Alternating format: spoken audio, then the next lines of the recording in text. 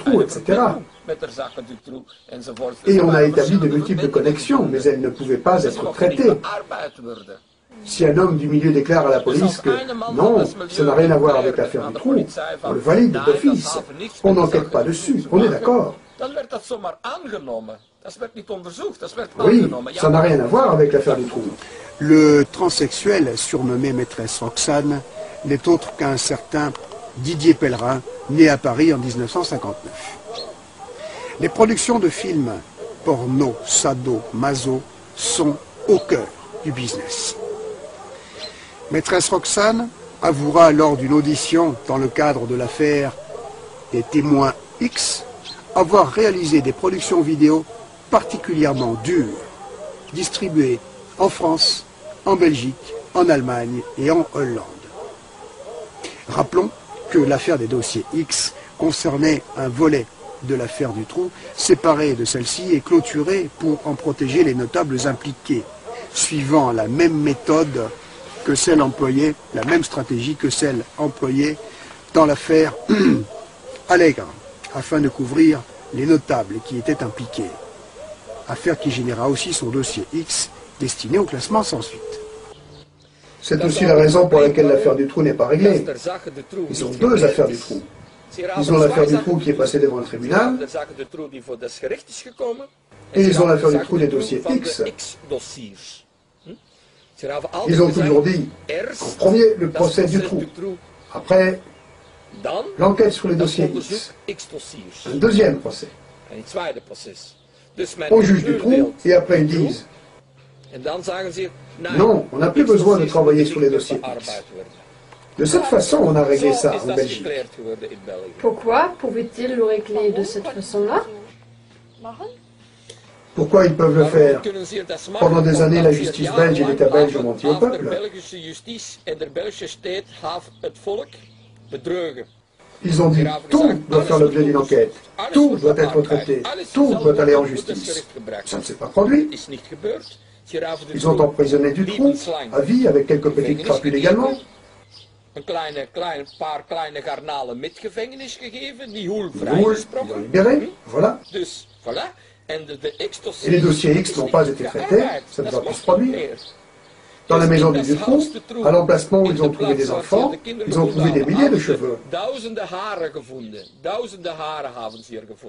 Tout ça aurait dû être vérifié, traité, ADN, etc.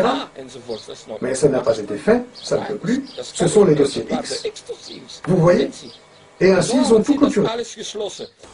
Bref, derrière les productions vendues par les sociétés hollandaises, Rex Productions et Rox Film Productions, des pressbooks exhibent des enfants nus et enchaînés.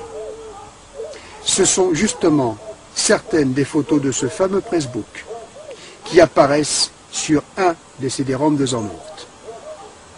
Pour la petite histoire, derrière cet odieux trafic de chair humaine et d'enfants se cache une certaine secte satanique du nom de secte Wicca, basée également à Perpignan et bénéficiant d'une haute protection d'État. Affaire à suivre.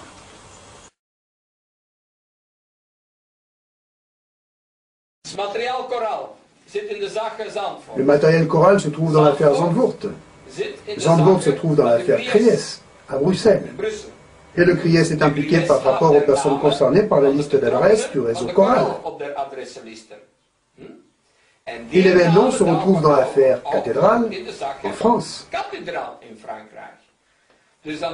Là, vous avez 4 grandes affaires de pédophilie qui sont connectées, où les mêmes personnes se retrouvent à Cathédrale, à Choral, à Zandvoort et dans le Kries. Ça n'est pas un hasard. Là, on parle de 3 pays.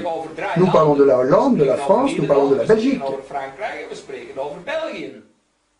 Si en plus on ajoute les personnes qui étaient arrêtées en Allemagne, en plus les personnes qui étaient arrêtées en Suède, les personnes qui étaient arrêtées en Hollande, et les personnes impliquées aux États-Unis, où l'enquête est encore en cours, et en Angleterre également, où un des bourreaux fut arrêté, nous parlons de 6 pays. Si l'affaire Korall se trouve dans l'affaire Zandvoort et que nous avons les noms qui apparaissent dans l'affaire Korall et dans le dossier Kries en Belgique,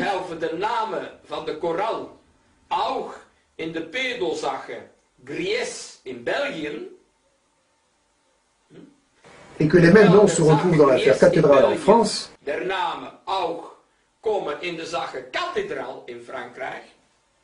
nous avons là 4, 5 très grosses affaires de pédophilie internationale qui sont connectées. Vous voyez?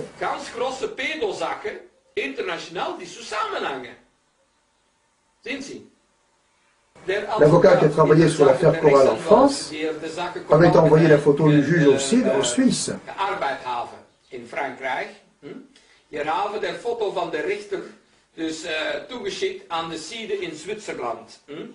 Et la photo numéro 9 vient du dossier Korall et se trouve aussi sur un décédéum de Zandvoort. Elle se trouve 2 fois alors. La photo numéro 9 se trouve ici et là-bas. Oui, ça explique pourquoi cette affaire est si importante.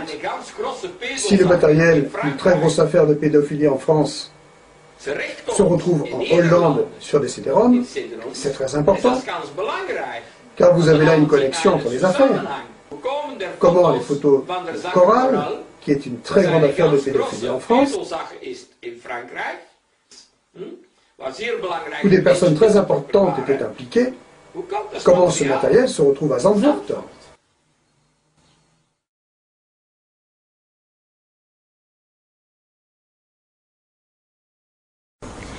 Et parmi ces photos, il y a celle d'un magistrat français qui est déculotté. Un magistrat français. Un magistrat français, un haut magistrat français, que l'on voit déculotté avec un petit garçon. Et donc c'est très explosif. Ce magistrat français, excusez-moi, mais a-t-il été inquiété? Est-il en fonction en France encore? Il est parfaitement en fonction. Il a les amis le plus haut placés dans le gouvernement français. Il joue les coqueluches, les grands experts de la protection de l'enfance. Et il n'a jamais eu le moindre problème, il n'a jamais même été interrogé. Et alors que ça fait 10 ans qu'il est dénoncé par le Workgroup Morkoven, et malgré le fait que nous avons fait une analyse biométrique qu'il a identifié à, pardon français, 99,03%, donc c'est une identification maximum. C'est-à-dire 99,03%, c'est une norme qui est utilisée, qui fait référence dans la justice pour la biométrie? C'est une norme absolument, c'est parmi les normes les plus hautes possibles et imaginables. À partir de 95% d'identification, on considère que l'identification est incontestable. Et là, c'est 99,03%. Donc elle est totalement incontestable. Totalement incontestable. Il n'y a personne qui bouge, tous les gens sont contactés, tout le monde sait qui il est, et personne ne bouge. Et la photo à partir de laquelle vous avez fait cette identification en biométrie, est-elle spécialement compromettante? Je veux dire, est-elle suffisamment compromettante? Parfaitement, monsieur est tout à fait déculotté, en plein émoi amoureux devant ce petit garçon. Excusez-moi, mais ça ne peut pas être plus compromettant. D'accord. Et d'ailleurs, on se demande comment un juge de la jeunesse peut se mettre tout nu devant un petit garçon. Et ce personnage est à quel poste aujourd'hui chez nous en France? Il est vice-président d'un tribunal.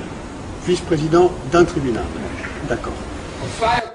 Le 2 octobre 2003, le procureur Herman Jansen déclare « L'accusation prétendant qu'il s'agit d'un juge de la jeunesse apparaissant sur la photo est une accusation grave.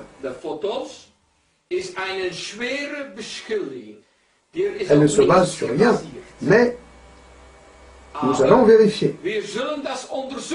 Ils ne savent pas de qui il s'agit, mais nous allons vérifier. » Mais vous avez vérifié avec une analyse biométrique Oui. que c'est bien lui, Oui, à 100%. oui, c'est écrit clairement dans les documents du CID, etc. Et l'avocat Baudel en France, etc. Vous voyez, octobre 2003. Nous devons encore le vérifier.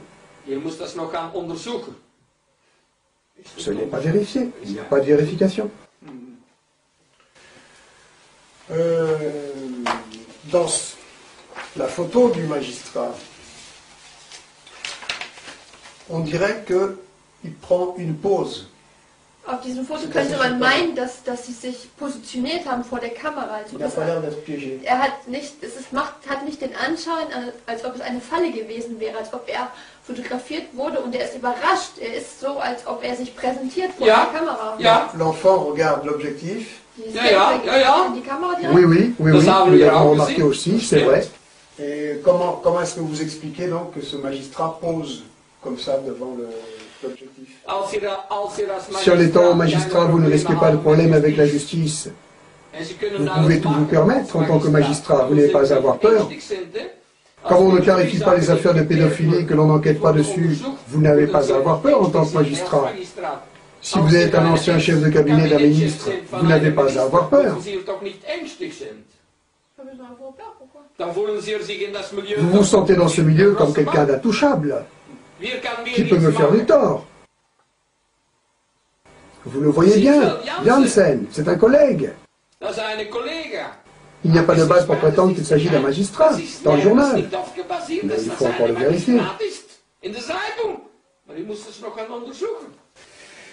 Dominique Perben, ministre de la Justice à cette époque, ne peut pas avoir nié avoir été saisi concernant ce criminel et ni n'avoir donné la moindre suite. Alors comment se fait-il qu'un ministre de la Justice ayant été saisi à partir d'une photo montrant clairement un pédophile en crime flagrant ne fasse pas diffuser la dite photo dans les commissariats de police et les brigades de gendarmerie départementales?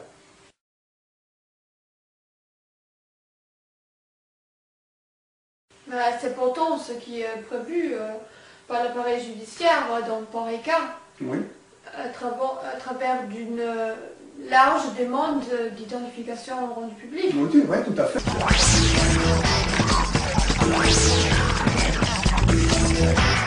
C'est un appel à témoins sans précédent. Interpol lance une campagne internationale via le web pour retrouver un pédophile mettant en ligne les photos du délinquant sexuel. C'est la police allemande qui est parvenue à reconstituer les clichés brouillés de l'homme aux côtés d'enfants qu'il postait sur différents sites. De l'Irlande au Cambodge, les blogueurs se mobilisent pour relayer cet appel et diffusent largement les photos du criminel. Cette association brésilienne propose un lien pour envoyer un message à Interpol. Sur ce blog, les photos d'autres pédophiles actuellement recherchés sont mises en ligne. Donc nous avons là un premier comportement plus que suspect des autorités saisies. Mais alors comment expliquer en plus que ces mêmes autorités ne réagissent pas plus en recevant les éléments qui prétendent identifier le criminel, à savoir la fameuse analyse biométrique? Pas de réponse. Pourquoi ne pas infirmer ou confirmer l'analyse biométrique faite par l'intermédiaire du groupe de Morcoven?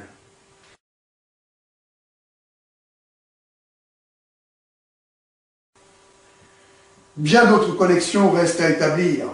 Seulement voilà, chaque affaire déclarée où que ce soit dans le monde fait l'objet du même traitement afin qu'aucune piste ne remonte à d'autres affaires de ce type, justement. Quoi qu'il en soit, l'ampleur de l'affaire ne laisse aucun doute. Comme Marcel Verbruggen le pressent, il est bien face à un seul même réseau international aux multiples sous-réseaux. Il est face au crime organisé.